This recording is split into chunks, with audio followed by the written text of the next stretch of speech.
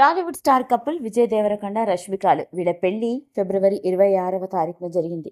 మరి ఈ రోజు అంగరంగ వైభవంగా హైదరాబాద్లోని ఒక ప్రముఖ స్టార్ హోటల్లో ఘనంగా సినిమా ఇండస్ట్రీలోని వాళ్ళందరికీ సన్నిహితులకి స్నేహితులకి రిసెప్షన్ జరగనుంది. మరి ఇలాంటి నేపథ్యంలోనే ఎన్నో రకరకాల విషయాలు పెళ్లి తర్వాత జరిగిన వేడుకలకు సంబంధించినవి కూడా నెట్టింట్లో ఆసక్తికరంగా మారాయి.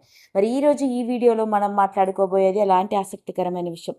పెళ్లి చేసుకొని తన సొంత ఊరికి తన భార్య హీరోయిన్ అయిన రష్మికని తీసుకువెళ్లిన విజయ్ దేవరకొండ ఏం చేశాడో, ముఖ్యంగా విజయ్ దేవరకొండ తల్లి రష్మిక అత్త కూడా టాలీవుడ్ ఇండస్ట్రీకి చెందిన నటి అంటే మీరు నమ్ముతారా? అవునండి, వినడానికి ఆశ్చర్యంగా ఉంది. కానీ విజయ్ దేవరకొండ మాత్రమే కాదు, విజయ్ దేవరకొండ తల్లి కూడా స్వయంగా తన కొడుకు నటించిన సినిమాలోనే సపోర్టింగ్ యాక్ట్రెస్గా కనిపించింది. మరి ఇంతకీ ఆ సినిమా ఏదో కాదు, కామ్రేడ్ సినిమా రష్మికతో కలిసి నటించిన సెకండ్ మూవీ అని చెప్పాలి.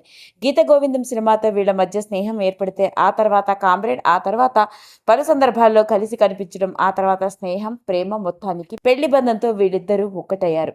అయితే కామ్రేడ్ సినిమా ప్రేక్షకుల్ని పెద్దగా ఆకట్టుకోకపోయినప్పటికీ పాటలు మాత్రం మంచి హిట్ని అందుకున్నాయి. మరి ఇదే సినిమాలో లెక్చరర్గా నటించింది ఎవరో కాదు, స్వయాన విజయ్ దేవరకొండ తల్లి అయిన మాధవి గారే. అలా తన కొడుకు నటించిన కామ్రేడ్ సినిమాలో ఒక సన్నివేశంలో లెక్చరర్గా కనిపించడం జరిగింది.